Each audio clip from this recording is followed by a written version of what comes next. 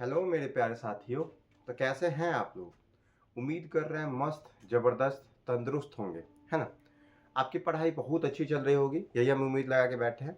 और अभी तक मैंने आपके लिए जितने भी वीडियो प्रोवाइड करवाए हैं वो सभी वीडियो देख करके आप यहाँ तक पहुँचे हैं।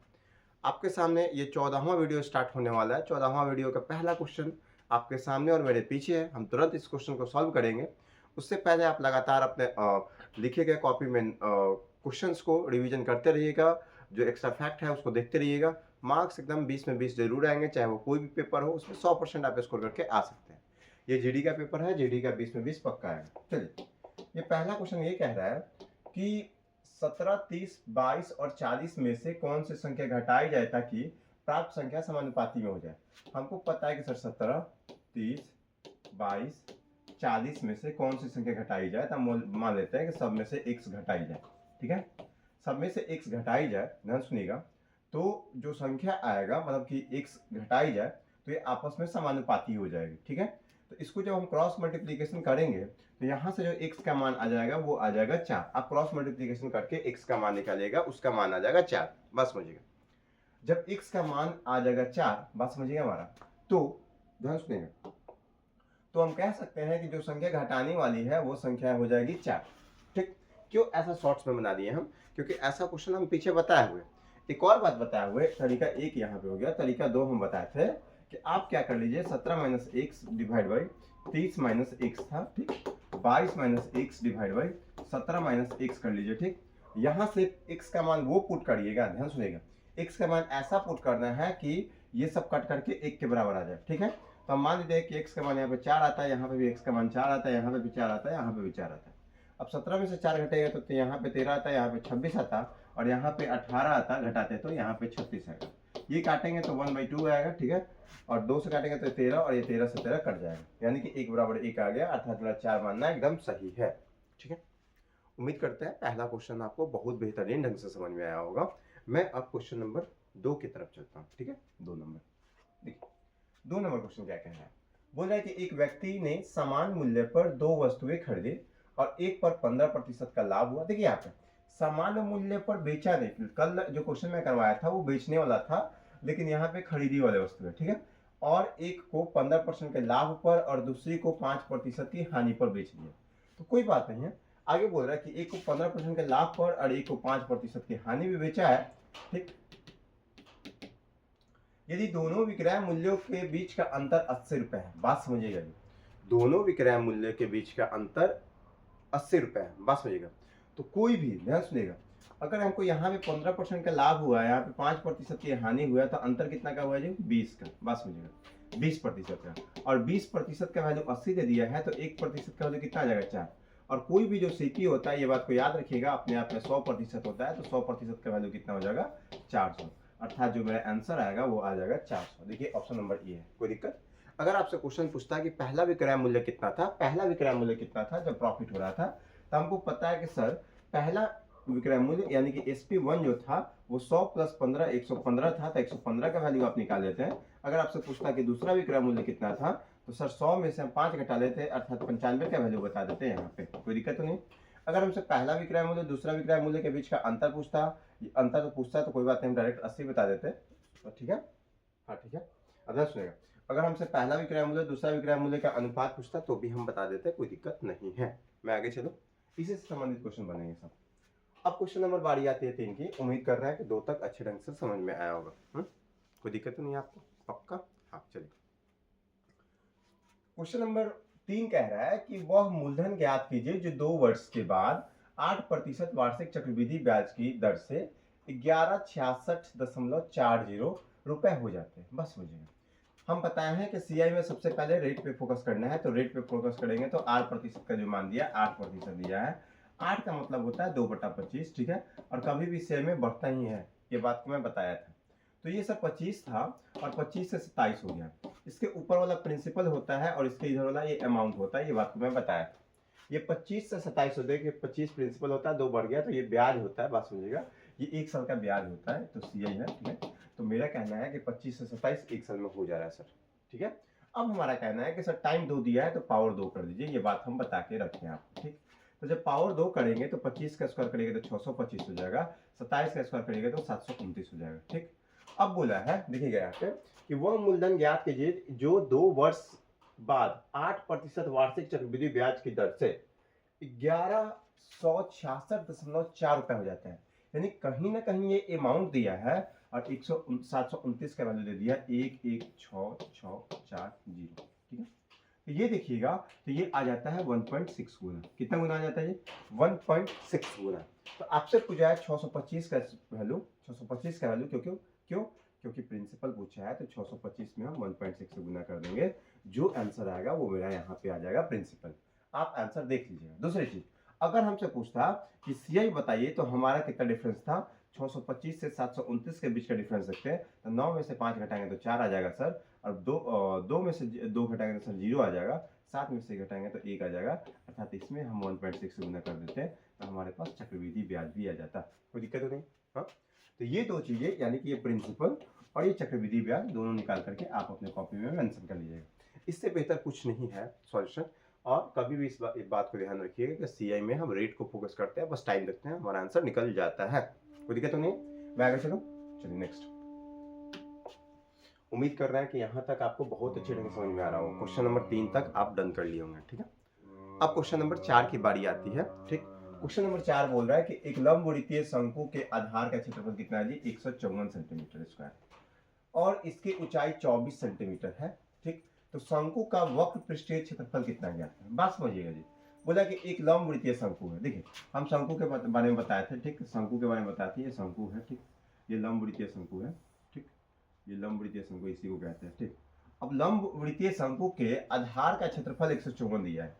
अब देखिए कोई भी शंकु का या बेलन का आधार का जो क्षेत्रफल होता है, आधार का जो क्षेत्रफल होता है, इस बात को याद रखिएगा, आधार का जो एरिया होता है, आधार का जो क्षेत्रफल होता है वो होता है पाई आर स्क्वायर। और ये पाई आर स्क्वायर का वैल्यू 154 दिया था हमको। तो चलिए कोई बात नहीं, पाई का मान हमें याद है कि 22/7 होता है, आर स्क्वायर का मान सर 154 दिया है।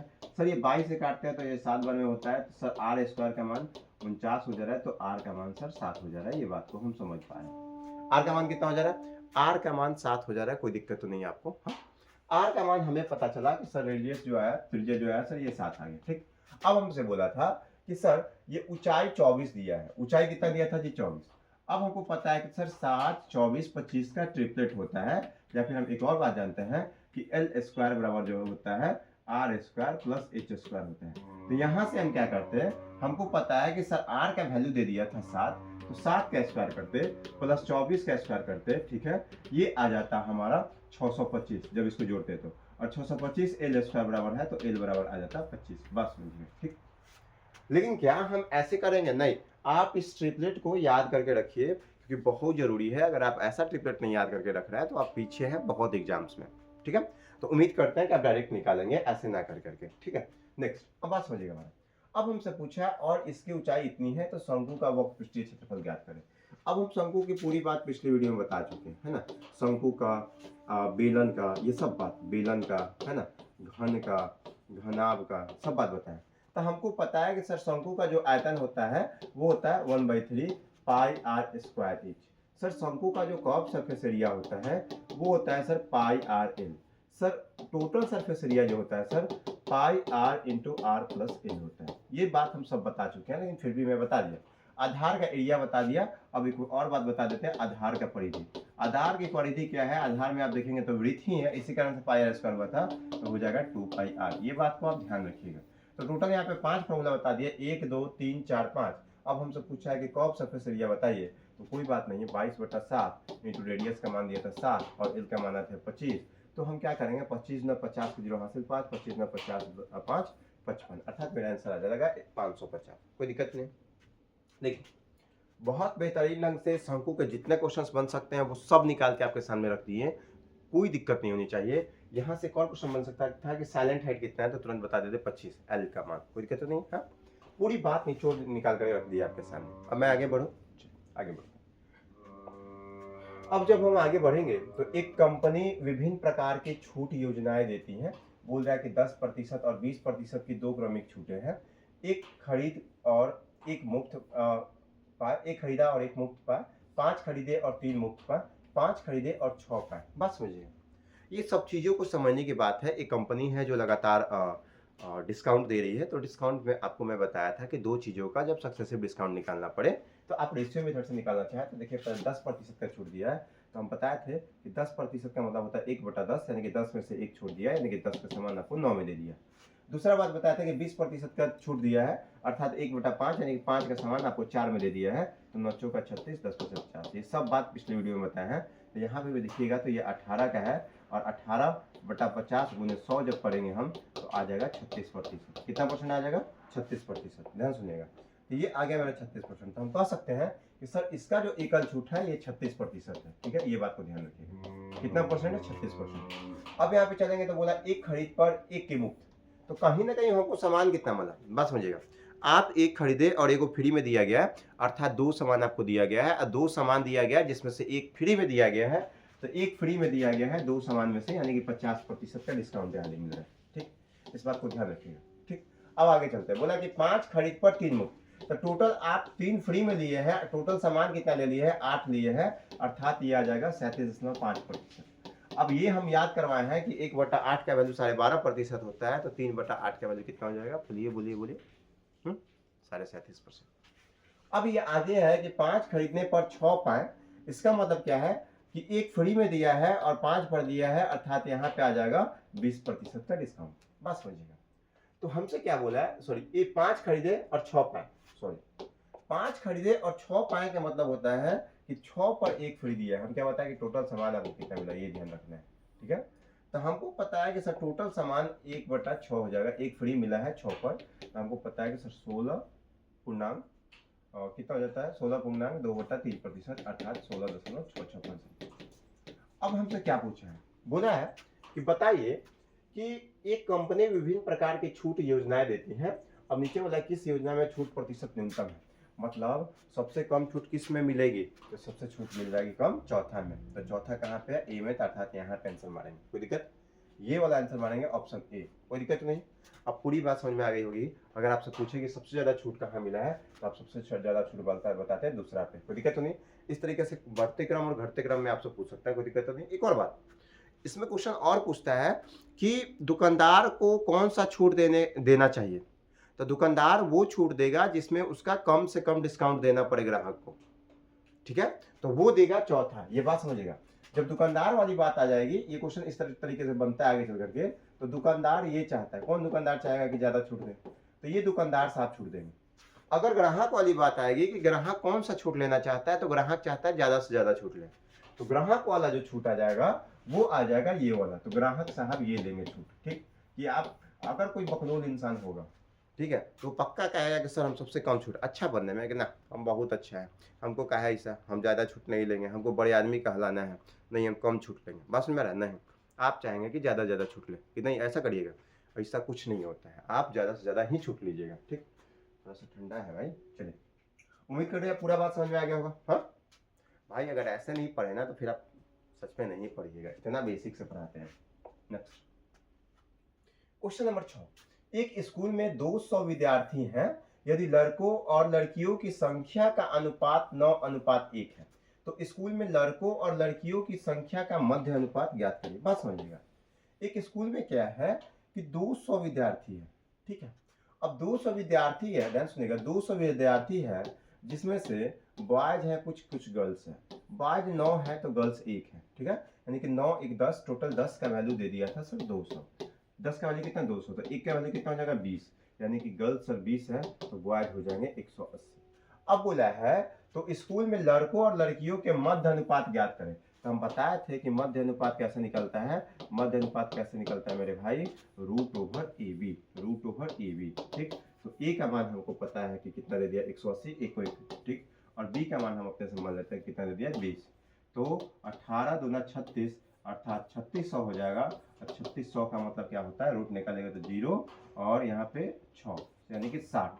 तो इसका आंसर आ जाएगा 60, ऑप्शन नंबर 1। कोई दिक्कत तो नहीं, ये बात समझिए। एक और बात, बैकग्राउंड साउंड से हमारा बहुत सारी साउंड आ रही होंगी आपको, कभी ट्रेन की आवाज़ आएगी, कभी गाय बोलने की आवाज़ आएगी, तो सॉरी इसके लिए। मैं प्रयास करूंगा कि जल्दी से जल्दी आपके लिए प्रोवाइड करवाया जाए, क्योंकि आप लोग ईयरफोन लगाए रहते हैं तो दैट टाइम एक लार्ज साउंड जाता है, हालांकि हमसे कम ही साउंड जाता है क्योंकि नज़दीक हम है ना। तो कोई प्रभाव नहीं पड़ना चाहिए। लेकिन अब तो बड़े आदमी है भाई, मैं क्या कर सकता हूँ, बहुत हम तो मैनेज करते हैं इन सभी चीज़ों को। तो प्लीज़ आप भी मैनेज करिएगा, आप मेरे स्टूडेंट हैं तो प्लीज़ मैनेज करना होगा, फिर धीरे धीरे मैं सब चीज़ अच्छा करूँगा, ठीक। आपको ट्रस्ट दिखाना होगा मुझे। नेक्स्ट बोला कि 176 सेंटीमीटर और 56 सेंटीमीटर भुजा वाले एक आयत का क्षेत्रफल, ठीक, एक वृत्त के क्षेत्रफल के बराबर है। बराबर बोल दिया तो हमको पता है कि सर आयत का जो क्षेत्रफल होता है, सर आयत है, पास समझिएगा सबसे पहले, सर ये आयत है। आयत का कंसेप्ट होता है कि आमने सामने की भुजाएं आपस में बराबर होती है, यानी कि ये जितना होगा उतना ये भी होगा, ठीक। पहले बात, अगर हम सर इसको लेंथ बोलते हैं और इसको सर ब्रेथ बोलते हैं, तो इसका जो एरिया हो जाएगा, इसका जो एरिया हो जाएगा LB हो जाएगा, ठीक। और इसका सर जो परिमाप होगा, परिमाप को पेरीमीटर इंग्लिश में बोलते हैं, ये हो जाएगा 2 × L+B हो जाएगा, पास समझिएगा, ठीक। अगर हम इसको देखें, ये आयत को देखें, ठीक, तो आयत का जो अगर विकर्ण निकालना चाहे, तो क्या हो जाता है जी, ठीक, √L² + B² हो जाएगा। कोई दिक्कत नहीं है, विकर्ण को डायगोनल बोलते हैं D, ठीक है, इस बात को ध्यान रखिएगा। तो बोला है कि एक आयत, सॉरी 176 सेंटीमीटर लंबाई है इसका, ठीक है, ये लंबाई दिया है, ये चौड़ाई दिया है, लंबाई 176 और चौड़ाई दिया है 56 सेंटीमीटर, ठीक। भुजा वाले एक आयत के क्षेत्रफल एक वृत्त के क्षेत्रफल के बराबर है। तो वृत्त के क्षेत्रफल क्या होता है जी, ये वृत्त है, बात समझिएगा, हम यहाँ पे ही वृत्त बता देते हैं, ये वृत्त है। वृत्त का क्षेत्रफल जो होता है, एरिया जो होता है, ये πr² होता है, ठीक है। वृत्त का जो परिधि होता है, परिधि जो होता है बता दिए उधर ही, ठीक है, ये 2πr होता है, बस इतना ध्यान रखिए, ठीक। अब देखिएगा यहाँ पे हमको पता है कि वृत्त का जो एरिया होता है सर πr² होता है, तो पाई का मान होता है 22/7, लिख देते हैं सीधे ताकि हम लोग काट कुट कर सके। 22/7, पाई का मान कितना दिया जी, 22/7 इंटू r², तो r² का r² कर देते हैं। अब बात समझिएगा हमारा यहाँ पे, अब हम यहाँ 6 एक साथ लिखेंगे, 22 से काट देंगे यहाँ पे, ठीक। तो सर 22 में ना ये 8 बार में चल जाता है, 22 × 176, ठीक। अब यहाँ पे करेंगे तो ये 7/56 हो जाएगा, अर्थात r² का मान 56, तो r का मान यहाँ से कितना आ जाएगा जी, कुछ ज़्यादा ही हो जा रहा है क्या, 176 सेंटीमीटर 56 सेंटीमीटर पाई r², वृत्त ही है क्या, एक वृत्त के क्षेत्रफल के बराबर है, ठीक है, सॉरी, ठीक है। तो r² का मान कितना हो जाएगा, यहाँ से r का मान 56 आ जा रहा है, कुछ ज्यादा नहीं आ रहा भाई। तो क्या बोला आपसे, कोई बात नहीं, देख लेते हैं। तो वृत्त की परिधि कितना होगा, तो वृत्त की परिधि क्या होता है, 2πr, ठीक है। तो 2 × 22/7 इंटू r का मान है 56, ठीक।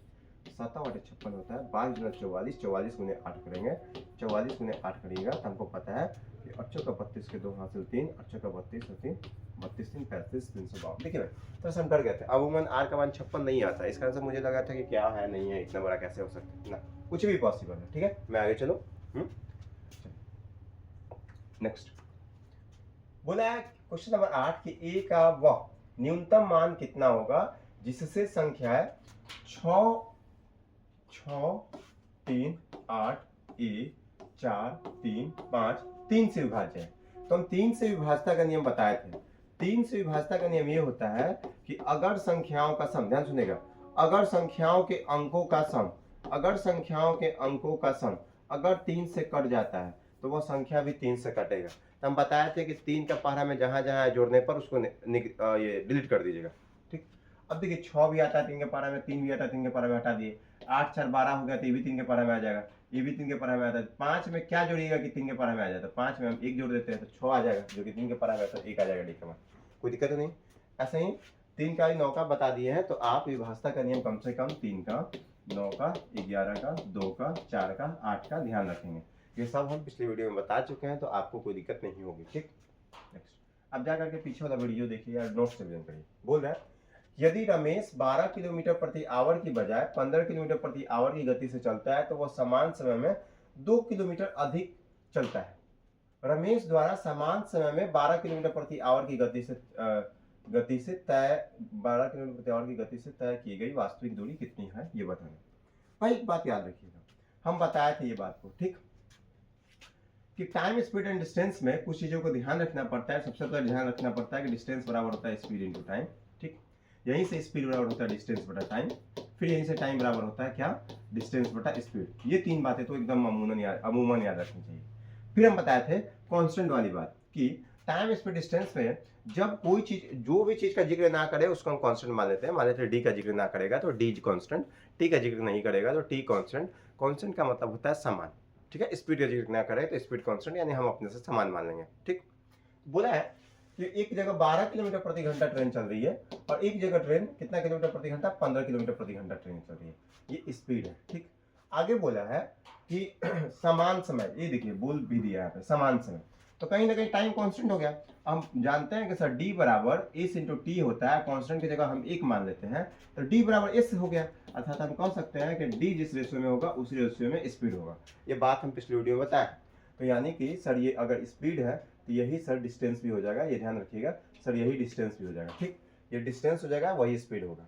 अब हमारा कहना है, इसको काटेंगे, ध्यान सुनिएगा, तो ये आ जाएगा मेरा, और 3 से काटेंगे तो 3 चौका 12, 3 पचे 15। सर ये एक का वैल्यू सर दे दिया था कितना, 2 किलोमीटर, यही ना दिया है डिस्टेंस। अब सर इसका वैल्यू पूछा था तो 4 गुना 8 किलोमीटर हो जाएगा। अगर हमसे इसका पूछता तो ये आ जाता 10 किलोमीटर, लेकिन हमसे पूछा था ये 8 किलोमीटर, हम आंसर दे देंगे। क्यों? क्योंकि 12 के सामने यही है। ठीक, अब कोई दिक्कत तो नहीं, कोई दिक्कत नहीं होनी चाहिए। अगर दिक्कत हो गया तो समझ जाइएगा प्लीज। हम उम्मीद करते हैं कि आपको यहाँ तक बहुत अच्छे ढंग से समझ में आ रही होगी। ठीक है, अब क्वेश्चन नंबर 9 के बाद क्वेश्चन नंबर 10 की बारी आती है। 10 नंबर बोल रहा है कि एक चोर 500 मीटर की दूरी से एक पुलिसकर्मी को देखकर 8 किलोमीटर प्रति घंटे की गति से दौड़ना शुरू करता है। पुलिसकर्मी ने 11 किलोमीटर प्रति घंटे से उसका पीछा किया।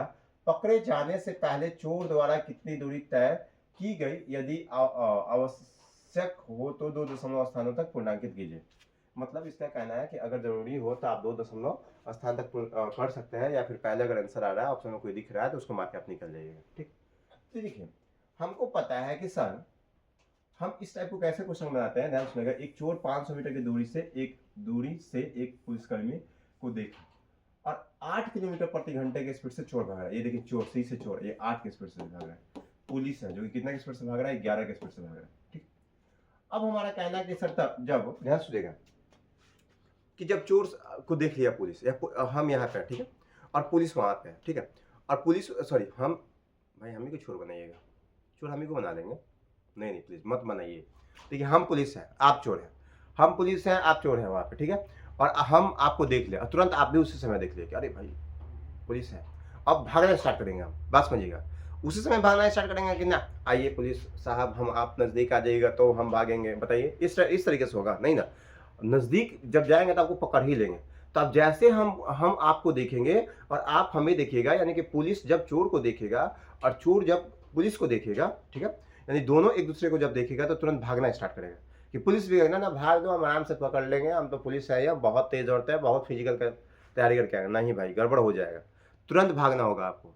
तो तुरंत दोनों भागेगा, तो क्या तुरंत भागा, और जब तक भागेगा जब तक कि वो पकड़ा ना जाए, जब तक भागेगा तब तक कि वो जो पकड़ा ना जाए चोर, तो तुरंत भागा और तब तक भागा दोनों जब तक पकड़ा नहीं गया। तो दोनों के लिए टाइम कांस्टेंट हो गया कि नहीं हुआ, क्योंकि स्टार्ट भी साथ अंत भी साथ, ध्यान सुनिएगा। तो सर ये हो गया टाइम कांस्टेंट, और हमें पता है सर अभी तुरंत पीछे बनाया कि स्पीड इनटू टाइम, अगर टाइम कांस्टेंट कर लिया जाए तो डिस्टेंस जिस रेशियो में उस रेशियो में स्पीड, या स्पीड जिस रेशियो में उस रेशियो में डिस्टेंस। सर ये एस था तो हम इसको डी भी कह सकते हैं, कोई दिक्कत तो नहीं। अब हमें पता है कि सर तीन का मान दे दिया है, और 3 का मान कितना दे दिया है सर, ये 500, ये 3 का मान कितना दे दिया, 500 मीटर, यही गैप है। ठीक है, अब हमें पता चल गया कि सर 1 का मान 500/3 आ जाएगा, और हमसे पूछा कि चोर कितना दूर भागा है, तो चोर का भागा हुआ दूरी 8 गुने 500 और बटा 3 कर लेंगे। अगर हमसे पूछता है कि पुलिस के द्वारा भागी गई दूरी बताइए, तो हम क्या करते हैं कि 11 गुने 500/3 कर लेते हैं, कोई दिक्कत तो नहीं है, यही आपका आंसर होगा, यहाँ पे देख लीजिए। ठीक, कैलकुलेट कर लीजिएगा, ये 8 × 40 = 39, यहाँ पे ऑप्शन नंबर ई आ जाए, कोई दिक्कत तो नहीं, कोई दिक्कत तो नहीं है ना। आगे चलो, मैं देख लीजिएगा, सॉल्यूशन करके आप अपना देख लीजिएगा, आगे मैं चलो। क्वेश्चन नंबर 11 की बारी आती है। उम्मीद करते हैं कि 10 तक आपको बेहतरीन ढंग से समझ में आ रहा होगा क्वेश्चन, है ना। और क्वेश्चन अगर अच्छा ढंग से समझ में आ रहा है तो प्लीज़ आप मेरे वीडियो को जितने लोगों तक हो सके प्लीज़ शेयर करवाइए, बहुत शेयर करवाइए, इतने की वायरल हो जाए, वायरल मास्टर कहलाए। हाँ, प्रिंस सर पढ़ाइए, या प्रिंस सर से पढ़ते हैं क्या, तो आपको जितना हो सके वीडियो को शेयर करवाइए, जितना हो सके लोगों तक पहुँचाइए। जो लोग नए हैं प्लीज़ आप इस बात को समझिए कि लगातार मैं कंटेंट आपके लिए दे रहा हूँ, मेहनत कर रहा हूँ, तो आपको लोगों तक पहुँचानी चाहिए। आपकी तरह आपके मित्र भी जॉब में रहेंगे, तो दोनों जब रहेंगे एस्टेब्लिश्ड तो बेहतर होगा। ठीक है, तो मेरा वीडियो जितना हो सके शेयर करवाइए, लाइक करवाइए, कमेंट करवाइए, है ना, ताकि मुझे भी बेहतर लगे, है ना। सब्सक्राइब तो जरूर करवाइए, भूल गए थे। चलिए नेक्स्ट, बोला कि एक परीक्षा में एक छात्र ने पहले पेपर में कुल 200 में से 40% अंक प्राप्त किए। यदि छात्र को कुल 60% अंक प्राप्त करने हैं तो उसे दूसरे पेपर में 200 में से कितने अंक प्राप्त करना है। देखिए जी, सबसे पहली बात कि दो पेपर है, पहला पेपर दूसरा पेपर। पहला पेपर है 200 का, दूसरा पेपर है 200 का, तो टोटल पेपर जो हो जाएगा यानी दोनों पेपर मिलाकर के, पहला और दूसरा दोनों मिलाकर के इसका अंक आ जाएगा 400 का। और ये बोल रहा है कि 400 का 60% अंक प्राप्त करना है इसको। तो 400 का जब 60% अंक प्राप्त करेगा तो प्रतिशत से डबल जीरो कट जाता है, यानी कि 6 का 24 यानी कि 240 अंक लाना चाहता है। बस समझिए। लेकिन ये क्या किया, पहला पेपर में मात्र 40% अंक लाया, अर्थात ये क्या कर दिया, 20 का 80 नंबर ला दिया। बउआ गड़बड़ कर दिया। हाँ ले बेटा, इस टाइप से नहीं कहता, समझ गए। हाँ धूम। चलिए ध्यान सुनिएगा, आप 240 में से 80 घटा दिए, बात समझ रहा। 240 में से जब हम 80 घटा दिए तो भाई 160 आएगा, यानी कि हमको 160 नंबर यहाँ पे लाना है। बात समझिएगा। तो 200 का ये कितना प्रतिशत है कि 160 है। तो हम कह सकते हैं कि सर 200 का x प्रतिशत हो जाएगा सर 160। बात समझिएगा, प्रतिशत से डबल जीरो कट गया, यानी कि 2x का वैल्यू 160, तो सर x का वैल्यू आ जाएगा 80, यानी कि 80% नंबर लाना होगा। कहाँ पे, ऑप्शन नंबर डी। हाँ कोई दिक्कत तो नहीं है। चलो मैं आगे चलता हूँ। भाई धूम को याद आता है कभी। हाँ धूम पढ़ा दो क्या वैसा ही, ले बेटा नहीं ना। चलिए, और क्वेश्चन नंबर 12 बोल रहा है कि ए और बी एक कार्य को 15 दिन और 10 दिन में पूरा कर सकते हैं। ए ने अकेले कार्य शुरू किया और 5 दिनों के बाद बी ए के साथ कार्य में शामिल हो गया। ठीक है, ए ध्यान सुनिएगा, पहले एक काम करिए, ए अकेले किसी कार्य को 15 दिन में कर लेता है, बी उसी कार्य को 10 दिन में कर लेता है। तो 15 और 10 का एलसीएम लेंगे तो 30 आ जाएगा। तो 15 दूना 30, अब 10 3 30। कोई दिक्कत, ये आपकी क्षमता है। अब ये सब बात हम बेसिक नहीं बताएंगे, अगर पूछ दे तो मार के इससे नहीं मारेंगे, टूट जाएगा, मार के हाथ तोड़ देंगे आपका। क्यों? क्योंकि लगातार आपको समझा रहा है, पिछले वीडियो से समझाते आ रहा है, फिर भी आप अभी पूछ रहे हैं सर ये क्या है। हाँ चलिए, तो बोल रहा है कि ए और बी एक कार्य को क्रमशः 15 दिन और 10 दिन में पूरा कर सकते हैं। ए अकेले कार्य शुरू किया और 5 दिनों के बाद बी ए के साथ कार्य में शामिल हो गया। देखिए, ए अकेले कार्य शुरू किया था, ठीक है, तो ए अकेले काम करेगा, ध्यान सुनेगा, 5 दिन तक, क्योंकि 5 दिन के बाद ही कोई आया है। 5 दिनों के बाद यानी 5 दिन तक अकेले था, तो 5A ये काम कर लिया, अर्थात ए का एफिशिएंसी 2 है, यानी कि 5 गुने 2 यानी कि सर 10 काम कर लिया। बात समझिएगा, 10 काम करने में इसको 5 दिन इधर लगाया, ध्यान रखिएगा, 5 दिन इधर साइड में रखें। अब जो काम बच गया वो बच गया 20 काम। ठीक है, ये शेष काम बच गया। ठीक है, ये शेष काम बचा, ध्यान सुनिएगा। अब शेष काम को दोनों मिल करके कर रहा है, तो 3 और 2 5 के एफिशिएंसी से करेगा, यानी कि 4 दिनों में काम कर लेगा। ठीक है, तो सर 4 दिन और लग गया, तो टोटल कितना दिन लग गया, 9 दिनों में। ठीक है, 9 दिनों में काम कंप्लीट हो गया। क्या बोला है, देखिए, तो दोनों शेष कार्य को पूरा किया, तो कार्य पूरा करने में कुल कितने दिन लगेंगे, तो कितना दिन लग जाएगा, 9 दिन। कोई दिक्कत तो नहीं है। एक और बात, अगर हमसे पूछता कि 5 दिन काम करने के बाद शेष काम कितने दिन में कंप्लीट होगा, तो शेष काम को 4 दिन में ये कंप्लीट कर देता दोनों मिलकर के। कोई दिक्कत तो नहीं। आगे मैं बढ़ूं, क्वेश्चन कुछ भी आ सकता है। क्वेश्चन नंबर 13, एक दुकानदार ने 750 रुपए के अंकित मूल्य पर 50% की छूट दी, तो विक्रय मूल्य क्या करें। भाई 750 रुपए का सामान 50% का छूट दिया, कोई भी एमपी अपने आप में 100%, तो 50% का छूट देगा, तो 50% पैसा लेगा, अर्थात ये कट जाएगा, है ना। तो 75 में 5 गुना करिएगा तो कितना हो जाएगा, 50 25 के 5 हासिल 2, 7 5 35 2 37, यानी कि 375। कहाँ है जी ऑप्शन में, ऑप्शन नंबर सी। कोई दिक्कत तो नहीं है। मैं आगे बढ़ूँ पक्का। हाँ नेक्स्ट, अब क्वेश्चन नंबर आपका 14 नंबर आ जाता है। बोला है कि 2 पुरुषों द्वारा किया गया कार्य 3 महिलाओं द्वारा किए गए कार्य के बराबर है। 2 पुरुषों द्वारा किया गया कार्य 3 महिलाओं द्वारा किया गया कार्य के बराबर है, और 5 महिलाओं द्वारा किया गया कार्य 7 लड़कों द्वारा किए गए कार्य के बराबर है। 5 महिलाओं द्वारा किया गया कार्य 5 महिलाओं द्वारा किया गया कार्य 7 लड़कों है ना, 7 बॉयज द्वारा किए गए कार्य के बराबर है। देखिए, ये एग्जाम वाले ना हमेशा लड़कियों को या महिलाओं को अंडर एस्टिमेट करते हैं। मैं सही बता रहा हूँ, ये मैं नहीं बोल रहा हूँ भाई, एग्जाम वाले करते हैं। बार बार क्या करते हैं, लड़कियों का एफिशिएंसी लड़कों के एफिशिएंसी से कम कर देते हैं, लेकिन ऐसा कुछ नहीं होता है। हम तो देखते हैं कि हमारे बैच में जितने भी ऑफलाइन में बच्चे हैं, उसमें ज़्यादा पोटेंशियल तो लड़कियाँ ही हैं, खूब मेहनत करते हैं। भाई ऐसा क्यों कर रहे हैं एग्जाम वाले, आप लोग आरोप लगाइए एग्जाम वाले पे कि नहीं हम कम नहीं है। बात समझिएगा। तो हम क्या करेंगे, हमको पता चलेगा कि सर मैन का जो इफिशिएंसी आया ये 3 आया और वुमेन का जो इफिशिएंसी आया 2 आया। तो मैन का और वुमेन का इफिशिएंसी लिख लेंगे 3:2 लिख दिए। अब हमें पता चलेगा कि सर वुमेन का यहाँ पे 7 दे दिया है, वुमेन का सर यहाँ पे 7 दे दिया है और बॉयज का सर यहाँ पे 5 दे दिया है, बॉयज का सर यहाँ पे 5 दे दिया है। बस हो जाएगा। तो क्या यहाँ पे इसके बगल में 2 है, इसके बगल में 7 है, तो बगल में 2 है तो 2 लिखेंगे, बगल में 7 है तो 7 लिख देंगे। अब क्या करेंगे हम 17 की 21, 7 दूना 14, 5 दूना 10, अर्थात ये रियल इफिशिएंसी आया। मैन का इफिशिएंसी 21 है, वुमेन का इफिशिएंसी 14 है, बॉयज का इफिशिएंसी 10 है। कोई दिक्कत तो नहीं है आपको? अब देखिएगा क्या बोला है, यदि 16 पुरुष एक कार्य को 2 दिन में पूरा कर सकते हैं, ये बात समझिएगा, यदि 16 पुरुष एक कार्य को 2 दिन में पूरा कर सकते हैं, ध्यान सुनिएगा, 16 पुरुष, ठीक है, एक कार्य को 2 दिन में कंप्लीट कर सकता है, तो क्या ये टोटल वर्क था? क्या ये टोटल वर्क था? सर टोटल वर्क हम ऐसे कर सकते हैं, 16 गुने मैन का मान है 21 और गुने 2, ये टोटल वर्क हो गया। ठीक, अब बोल रहा है तो 2 लड़के उसी कार्य को कितने दिनों में पूरा करेंगे?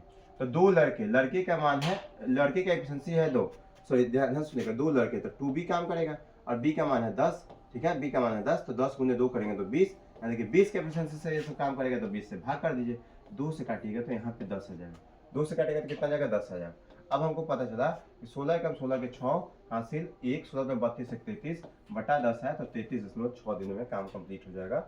33.6 ऑप्शन नंबर ए है, कोई दिक्कत नहीं होनी चाहिए। हाँ पक्का समझ में आ रहा है भाई आप लोगों को? कैसे ही बस देखते जा रहे हैं, हाँ वीडियो केवल देखते नहीं ना है जी, लिखते नहीं ना है, समझ में आना चाहिए, ये बात को ध्यान रखिएगा कभी भी, एकदम समझ में आना चाहिए तो आना चाहिए। आगे चलो मैं पक्का। चलिए क्वेश्चन नंबर आपका 15 नंबर क्या बोला है कि 104, 78, 260 से पूर्णतः विभाजित होने वाली सबसे छोटी संख्या p है, यदि p प्लस 40 क्यू स्क्वायर के बराबर है तो q का धनात्मक मान ज्ञात करिए। देखिए जी, हम आपको बता देते क्या करेंगे। ऐसा क्वेश्चन सबसे छोटी संख्या जब भी बोले ए बी सी डी से कटने वाली सबसे छोटी संख्या ज्ञात करें तो एलसीएम निकाला जाता है। ये बात को हम पिछली वीडियो में बता चुके हैं तो बार बार नहीं बताएंगे। अब हमें पता है कि सर ये 104 है, ठीक है, ये 78 है और ये 260 है, ठीक है। अब देखिएगा यहाँ पे हम जब इनका एलसीएम निकालेंगे, जब हम इनका एलसीएम निकालेंगे तो ये आ जाएगा मेरे पास, बात समझिएगा, ये मेरे पास आ जाएगा, ध्यान से सुनिएगा। एलसीएम कितना आ जाएगा जी? निकालिए 104, 78 और 260 का एलसीएम कैसे निकालिएगा बताइए? आप एक काम कर लीजिए इसको, और हाँ ऐसा भी निकाल सकते आप, तो एक तो ऐसे वाला निकालते हैं बेसिक से, ऐसे ऐसे ऐसे करके, हाँ अरे ऐसे वाला समझ ही नहीं यार, इतने बच्चे थोड़ी आप लोग बहुत सियाने हो गए हैं, हमको पता है, अभी कोई बोल दिया तो कैसे बोल दिया। चलिए अब हमें पता है कि सर 104 है, ठीक है, और 76 होता है, तो ये कितना हो जाएगा? आप कैसे काटेंगे यहाँ पे? ये हम कह सकते हैं क्या कि 2 से, हम इसको तोड़ सकते हैं क्या कि 2 गुना, ये एकदम इजी से तोड़ते हैं तो 52। अब हम कर सकते हैं क्या, देखिए, और 4 से कटे 4 4 3 8 नहीं कटेगा, ठीक है। यहाँ पे हम क्या कर सकते हैं, 2 गुना 39, ठीक है, और यहाँ पे 52 है, तो कैसे कटेगा भाई? इसका एलसीएम निकालिएगा। मैं एक काम करूँ क्या, बेसिक से एलसीएम निकाल दूँ क्या आपके लिए? 104, 78, 260, 104, 78, 260, ठीक है। अगर एलसीएम निकालेंगे तो 2 से करेंगे तो यहाँ पे आ जाएगा, ठीक, यहाँ आ जाएगा 52, यहाँ पे आ जाएगा 39 और यहाँ पे आ जाएगा 130, हाँ 13 26, ठीक है। फिर 2 से काटेंगे तो यहाँ पे आ जाएगा 26, ठीक है, यहाँ पे 39 और यहाँ पे 65, ठीक है। फिर यहाँ पे 13 से काटेंगे, ठीक है, 13 26, 13 39, 13 5 65, कोई दिक्कत नहीं, 2 3 5 आप आ जाए, कुछ नहीं कटेंगे।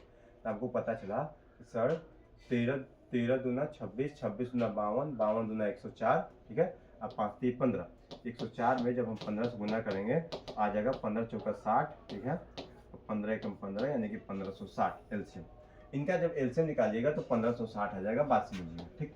अब जब हमें पता चला कि सर एलसीएम 1560 आ गया तो बोला है कि देखिए यहाँ पे p plus 40 equal to q square, तो 1560 plus 40 equal to q square, अर्थात 1600 का वैल्यू हो जाएगा क्यू स्क्वायर का, तो क्यू का मान आ जाएगा 40। क्यू का मान कितना जाएगा जी? 40, ठीक है।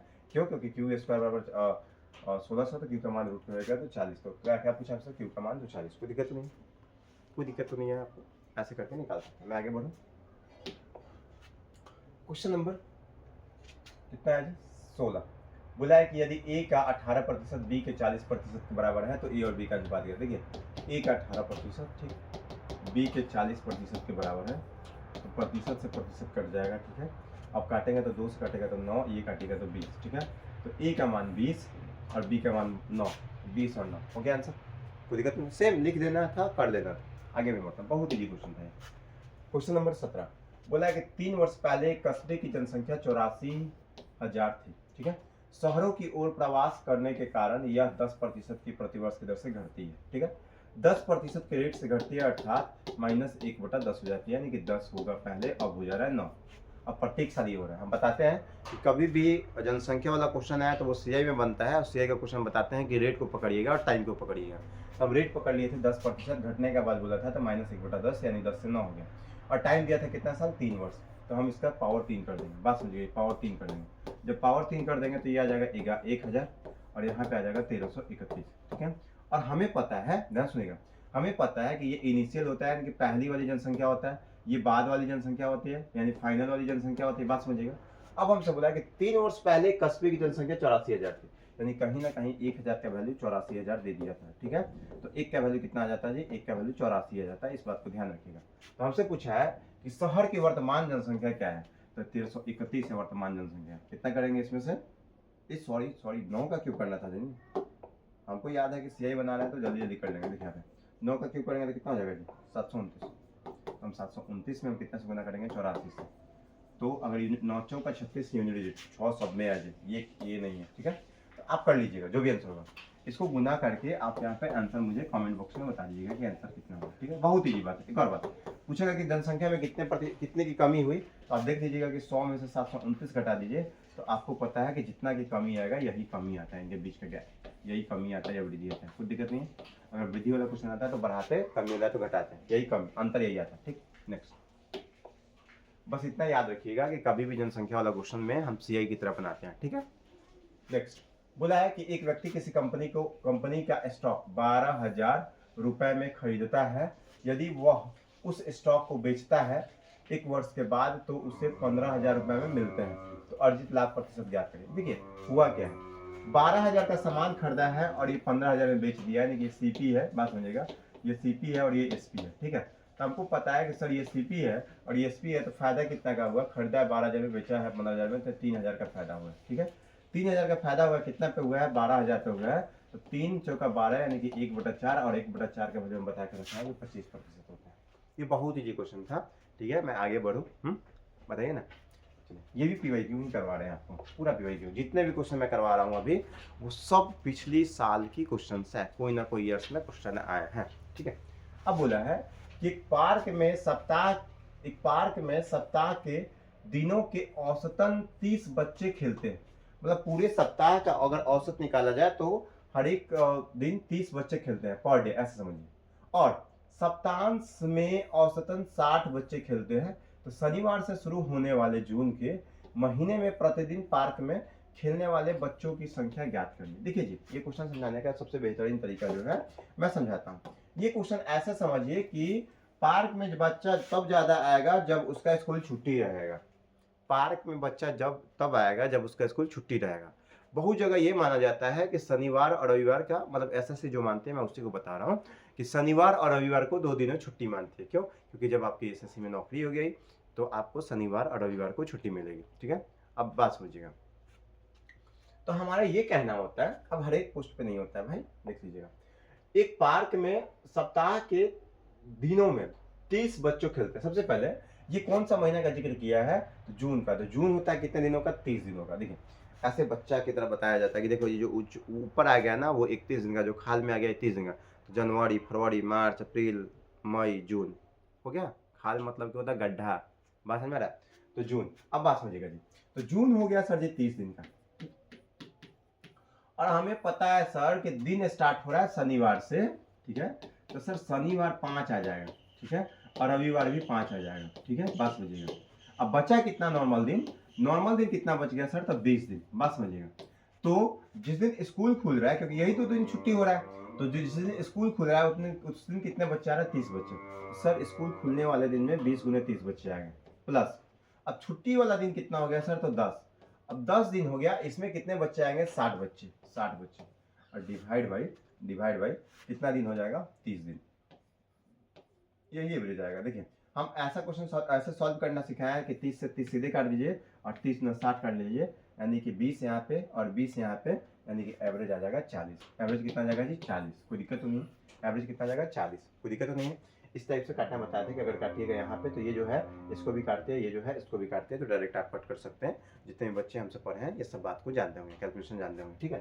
चलिए एक और बात, चलिए आपको भी सिखा दूँगा, चलिए आपको भी सिखा देते हैं। देखिए अगर कोई चीज़ें हैं, हमारा कैलकुलेशन है कि हम 24 गुना 8 कर दिए प्लस 27 गुना 8 कर दिए, ठीक है।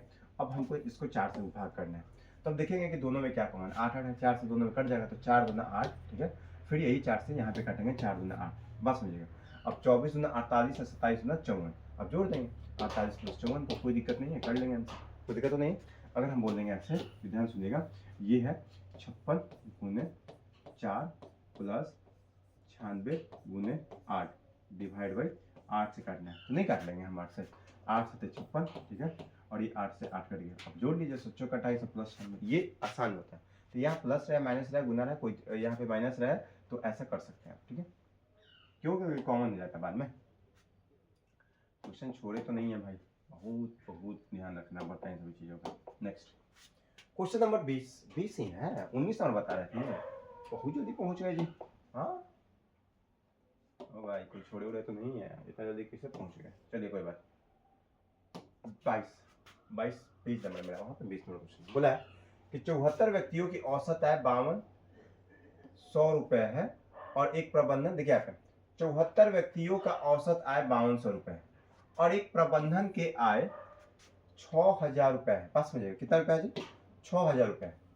तो पूरे समूह का औसत आय ज्ञात करें। देखिए जी सबसे पहले बेसिक से बनाएगा, तो 74 गुना 5200 हो जाएगा, ठीक है, 5200 हो जाएगा प्लस, ठीक है, प्लस अब कितना आ जाएगा, एक आदमी आ गया 6000 लेके, 6000 रुपये लेके आया, खूब दिखा रहा है यहाँ पे, एक आदमी लेके आया, तो 74 आदमी पहले था, एक आदमी और आ गया, तो कितना आदमी हो गया, 75 आदमी हो गया।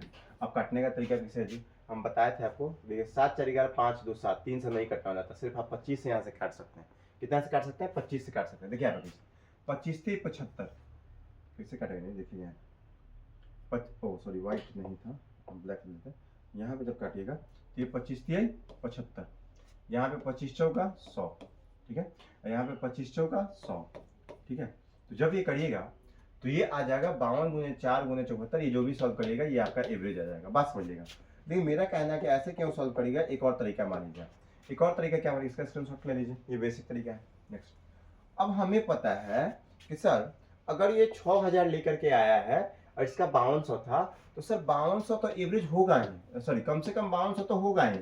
अब प्लस ये कितना ज्यादा लेकर के आया है, तो 800 ज्यादा लेकर के आया, ठीक है, और 800 कितनों में बटेगा, सब 74 आदमी पहले था, एक आदमी और आ गया, तो 75 में बटेगा। जो एक्स्ट्रा आता है वो सब में बढ़ता है, बस में जो एक्स्ट्रा आता है वो सब में बढ़ता है, ठीक है, उतना तो ठीक है आपको देना पड़ेगा, एक्स्ट्रा सब पे बढ़ता है एवरेज के लिए, ठीक है।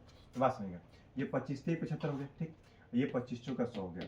अब कितना हो जाएगा, 32/3। अब 32/3 को हम क्या कर सकते हैं, 10.66, तो कह सकते हैं क्या कि 5210.66, देख लीजिए कितना जल्दी कैलकुलेट हो गया है ना। तो इस तरीके से इस क्वेश्चन को सॉल्व किया जा सकता है, ठीक है, कोई दिक्कत तो नहीं है। ये और ये जोड़ दिए भाई, तब जाके आंसर आ गया, ठीक। इस बात को आप बहुत बेहतरीन ढंग से समझ रहे होंगे। अब अगली बारी है थैंक यू वाली, है ना, बहुत बहुत धन्यवाद कि आप हम पे ट्रस्ट कर रहे हैं लगातार और हमारा वीडियो देख रहे हैं और आप पढ़ रहे हैं लगातार, है ना। आपको मैं बोला हूँ कि लगातार अगर आप 40 के 40 वीडियो देख जाते हैं, अगर उन सभी 40 वीडियो के क्वेश्चन पे एक्स्ट्रा फैक्ट पे कमांड कर जाते हैं, हो नहीं सकता है कि आप मैथ खराब करके आ जाए, ऐसा एकदम पॉसिबल ही नहीं है। क्यों, क्योंकि बहुत बेहतरीन कंटेंट लेकर के हमारा है आपके सामने, ठीक है ना, और बेहतर से बेहतर देने का प्रयास कर रहे हैं, ठीक। तो आज के लिए मैं इतना ही रखता हूँ, थैंक यू भाई, और बहुत बहुत धन्यवाद फिर से आपका साथ देने के लिए।